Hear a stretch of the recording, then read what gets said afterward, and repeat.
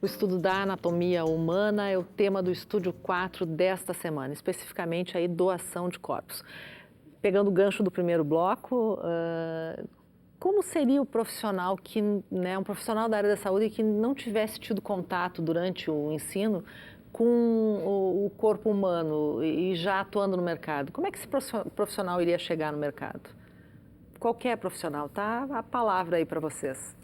Eu vou responder da seguinte forma. É uma experiência pessoal que eu tenho. Eu sou preceptor da residência médica de cirurgia geral do Hospital da Cidade e uma das cirurgias que os nossos residentes são treinados é a cirurgia de hérnia, que é uma cirurgia de baixa complexidade. Então, já é médico, graduado, e ele está fazendo um curso de especialização. E quando ele se depara com as primeiras cirurgias de hérnia, é que ele percebe a complexidade que é a anatomia daquela região. E muitas vezes eu venho com o meu residente para o laboratório de anatomia para revisar essa anatomia. E por que eu trago ele no laboratório de anatomia? Porque o livro, as imagens, o que tu quiseres, não substitui não reproduzem a realidade. Não reproduz a realidade. Então, é muito importante isso. E claro, eu estou falando do cirurgião, mas nós temos outras tantas especialidades que também precisam da anatomia, porque não há como compreender a fisiologia sem o conhecimento anatômico. Claro. Eu dizia no Os dentistas também, não é, doutor Ferdinand? Exato, como o professor Juarez falou. A gente, na verdade, isso se expande em qualquer área da saúde. Sim. Você vai numa academia, a gente fala, como é que eu vou fazer um procedimento na tua pergunta? A gente falou aqui da estética, não é? A gente também tem que ter. Como é que eu vou fazer um procedimento cirúrgico? Enfim, a gente pensa em procedimento cirúrgico e até só fazer uma consultação junto com o professor Juarez. Eu também estou coordenador da residência em cirurgia e traumatologia bucofacial aqui da universidade. E é muito frequente, assim, quando os acadêmicos, já os cirurgiões e dentistas já estão praticando, eles já têm um registro em conselho, aí eles falam a seguinte frase: mas a gente tinha que voltar a estudar anatomia. E foi lá no primeiro semestre. E uma outra fala, eu sempre digo, a melhor foto, isso as pessoas podem pensar em casa, fizeram uma viagem, passaram um momento bem agradável, seja na praia, em qualquer lugar, e tiraram uma foto. Quando elas olharem aquela foto, elas vão pensar, mas não reproduz, quando elas querem mostrar para um parente, para um vizinho em casa, olha, não reproduz quão bom foi ter estado lá. Sim. Então, o mesmo vai vir para cá. O estudo da anatomia, então, em cadáver real, reproduz essa mesma sensação. E quando uma pessoa em casa, uma pessoa procura uma academia, um salão estético, um profissional odontólogo, um médico psiquiatra, que não tem efetivamente um procedimento cirúrgico, aquele profissional precisou estudar anatomia para dar uma melhor resposta ou uma melhor qualidade para o atendimento que a pessoa busca. Uhum. Se tu queres um exemplo de quão importante é a anatomia, vamos voltar para o Renascimento. Olha como que era a escultura e a pintura antes do Renascimento. E o que o Renascimento mostra? A forma humana nos seus detalhes. A partir do quê? Do conhecimento anatômico. E isso só acontece quando os artistas da época começaram a dissecar cadáveres. Porque até então, por questões religiosas, era proibido. E eles faziam isso às escondidas. E ao conhecer a anatomia, compreenderam melhor as formas humanas e passaram a reproduzi-las de forma diferente. Então, conhecer a anatomia na tridimensionalidade, como dizia o professor Gustavo, é fundamental. Uhum. Né? E aí não tem, aí é o cadáver. Eu queria retomar um gancho na conversa anterior que tivemos no bloco. Quando fizemos um paralelo entre doação de órgãos e doação de cadáveres. Para que as pessoas pensem, né? Diferente um pouquinho da doação de órgãos, em que aquilo é feito ainda com o paciente, com o seu coração, por exemplo, mantido artificialmente, mas ainda batendo, e que são retirados os órgãos. Na doação de cadáver, não há limite de idade para cima, né? Claro, menor de idade tem uma legislação, mas na doação de órgãos, por exemplo, existe limite de condicionamento físico, limite de algumas patologias e também da idade. E na doação de cadáveres, não. Nós podemos doar cadáveres que tenham qualquer tipo de doença e qualquer idade. E a doação, ela é feita depois daquele ritual que as famílias tradicionalmente têm do funeral, né? Pensar sempre na doação de cadáver naquele momento depois da despedida, quando nós deixamos o nosso familiar ou numa tumba para que ele se decomponha ou num crematório para que seja cremado. Não, esse iria para um laboratório. E o ambiente dentro do laboratório, e até fica aqui o convite para aquelas pessoas que refletirem na doação, que visitem um laboratório, vejam como que a gente armazena, como que a gente conduz. Pois é, eu ia perguntar isso. Como é que é feito o armazenamento desses corpos que estão para estudo? Isso, e como que nós conduzimos o respeito a esse cadáver, né?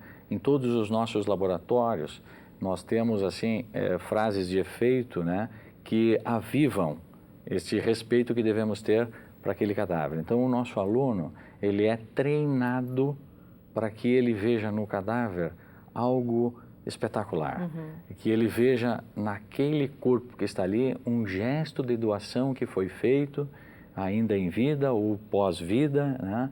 Então, lá dentro, a conservação, o manuseio e a finalidade para que o cadáver é destinado, ela é, eu diria assim, se existe uma palavra, embasada no respeito.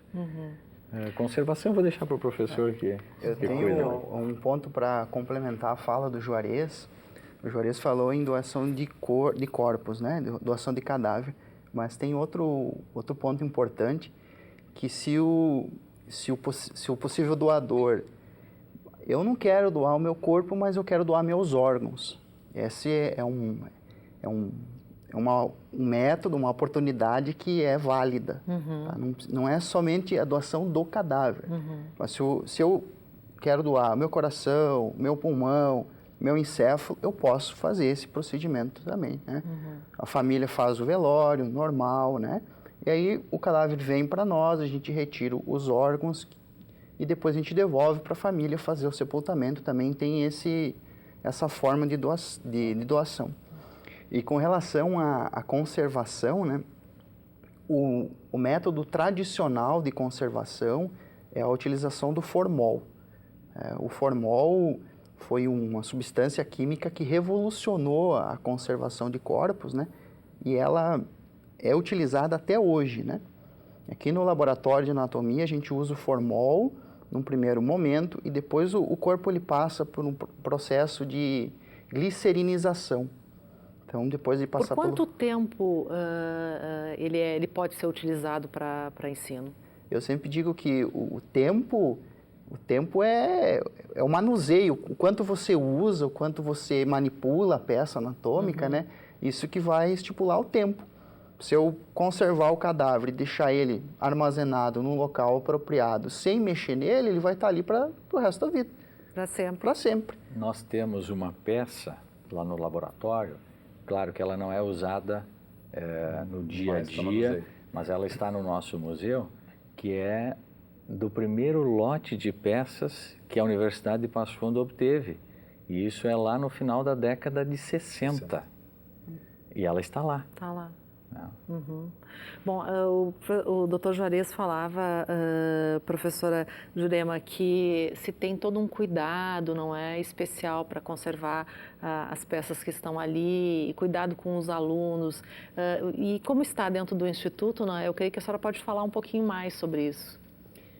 Os alunos, quando eles vão ter aula de anatomia, eles já passam por eles já são doutrinados, né, vamos dizer assim, para esse respeito. Então, eles já aprendem que... E eles mesmos, ao ver os corpos, eles mesmos se estabelecem um código interno de ética, assim, vamos dizer. Então, eles tratam sempre com muito respeito, Às vezes a gente percebe... E foi sempre assim? Sempre foi. Então, quando nós recebemos a visita, inclusive dos alunos de ensino médio que vêm visitar e que para nós é importante também, porque é importante que eles conheçam para depois fazer as escolhas dos cursos que vão fazer, né? Quando eles entram no laboratório, eles começam até a falar mais baixo. Então, é uma coisa muito interessante, né? Esse respeito, ele tem esse apelo, tem essa né? característica. Tem essa característica. E os alunos, eles recebem as informações gerais, obviamente, mas assim, a gente não tem problemas com relação a isso. Os alunos, eles são muito gratos, né? Nós temos as frases, como o professor Juarez já mencionou, de efeito, eles levam isso consigo, eles são gratos pelos corpos que estão ali, porque eles sabem o quão importante é para a aprendizagem. Então, de um modo geral, assim, os alunos de todos os cursos que utilizam esses espaços e esses corpos, eles têm, assim, um respeito E há pelas condições pessoas que estão ali. físicas para receber mais doação de corpos? Tem condições físicas para receber mais? Sim, nós temos condições de receber, nós temos espaços ainda que estão desocupados, né? Então, e conforme aumenta essa oferta, vamos dizer assim, a gente vai organizando os espaços e quanto mais, melhor, porque quanto mais material nós tivermos, mais nós poderemos treinar os nossos alunos, né? Porque às vezes nós precisamos economizar material para que todos os alunos tenham oportunidade acesso. de manusear. Então, a nossa função, inclusive, é essa, de mais ou menos administrar isso também, né? Olha, não, vamos com cuidado, porque ainda temos tantas turmas, não temos cadáveres novos, então... A gente dá uma mediada nisso. E em função de não também. ter não é um número suficiente de cadáveres, isso acaba prejudicando algum curso? Eu só quero retomar para que não passe batido e que o mérito seja dito. A professora Jurema foi bastante modesta quando diz assim, sobre as nossas instalações. Ela comprou uma ideia alguns anos atrás, assim, nós já tínhamos um modelo de edifício, já vem há muitos anos, há 16, 18 anos já, que nós temos a nova instalação, mas de uns anos para cá ela comprou de modernizar ainda mais. Então, hoje, também a fala do professor Juarez, ele é um dos edifícios, como qualquer outro da universidade, Sim. pode ser visitado. Claro que ele tem respeito e tem conservação de peça, então não é qualquer pessoa que está caminhando na rua vai enxergar onde é que está, onde a gente armazena, mas é um prédio bastante amplo, bastante claro, e a transparência que a gente conseguiu na hora de modernizar e deixar ele claro é a transparência como a gente conduz. Então, respeitando a todas as normas sanitárias e, inclusive, dentro desse espaço, para mostrar como ele é convidativo, a gente fez um Museu do Corpo Humano. E esse Museu do Corpo Humano, ele é aberto, existem visitas agendadas. Qualquer pessoa que ligar para a universidade e pedir para passar para o nosso edifício vai ter a informação. E também tem para aquela situação espontânea, se a gente tem algum técnico em algum momento disponível, ele acompanha e faz essa visita. Então, nossa estrutura ela é bastante forte e bem organizada e toda modernizada. Então, eu não queria deixar passar aqui o esforço da professora Jurema em nos dar esse suporte aí.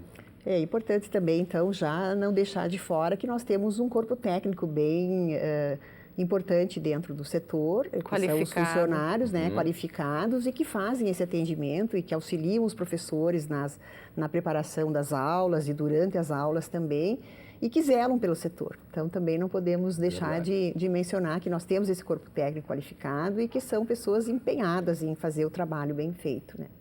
Bom, acho que nós vamos fazer um intervalo e depois, no último bloco, a gente vai falar de um assunto bem importante, que é a questão da legislação e como as pessoas podem fazer, não é, para doar corpos ou cadáveres, não é, como queiram.